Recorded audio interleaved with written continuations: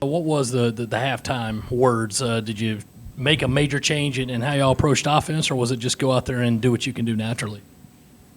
No, I mean, we just pushed tempo. We had to speed the game up. They were kind of picking us apart early in the first part of the game because we weren't as aggressive as we needed to be. And once we sped the game up, we were able to just move a little faster, just go downhill a little bit more. Kind of going off of that, what changed between the first quarter when they were up 16-3 and then they only scored 4 points in the fourth quarter? I think that's the lowest South Carolina's ever given up. I mean, we just sped the game up. We didn't allow them the easy looks. We didn't allow them to, drive through our defense. And, we just attacked a little bit more. And when we have, Ty got it going, as she got it going, we went to some set plays, and then we just kind of let her read the defense and get some shots in the break. And while we pushed them back on their heels and see if they could guard us in transition. Donna, Lily and Kiki really played great defense in the fourth quarter. I think they shorted out 3 consecutive drives with a block shot. Is that what you need them to do, pretty much at the end of every quarter or just throughout the game? I mean, we need contributions throughout the 4 quarters of the game. I mean, it's great that to be in a position of having to get stops in the fourth quarter, but we get stops in the first quarter. We won't have to rely on making great plays at the end of the game. We're just really a work in progress. There's some things that are pretty good about our team.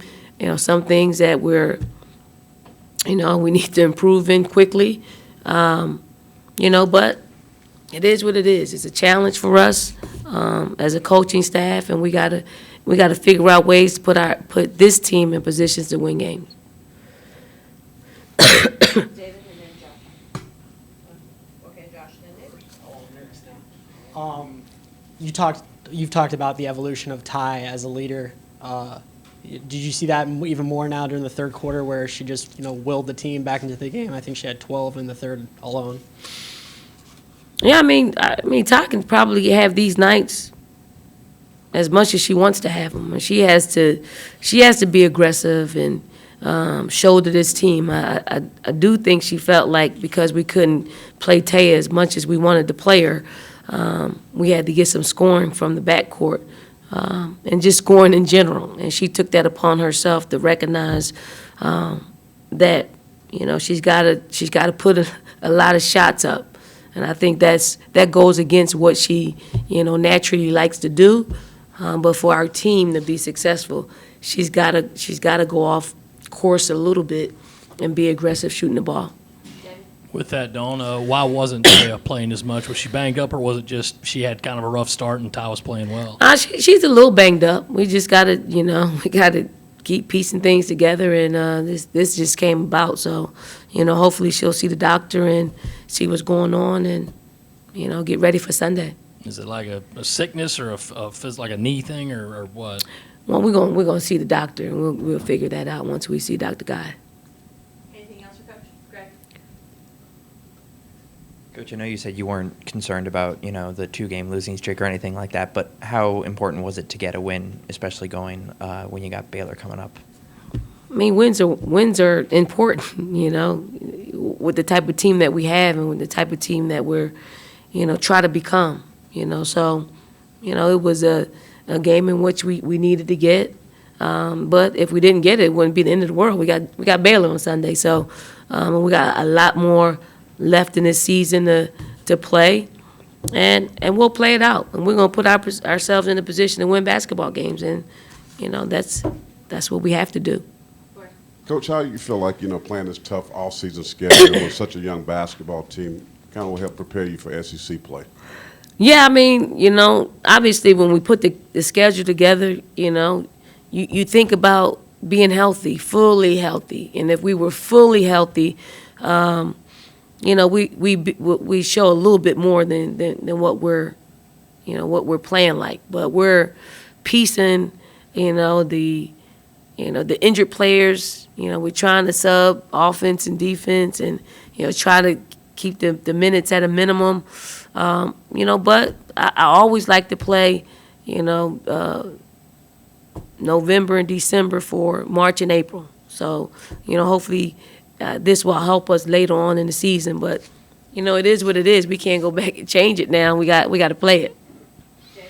Don't off topic, but the recruiting class is still ranked number 1. It looks like it will stay that way. How vital were your assistants in the process of securing those 4 pledges? I'm sorry, 5 pledges.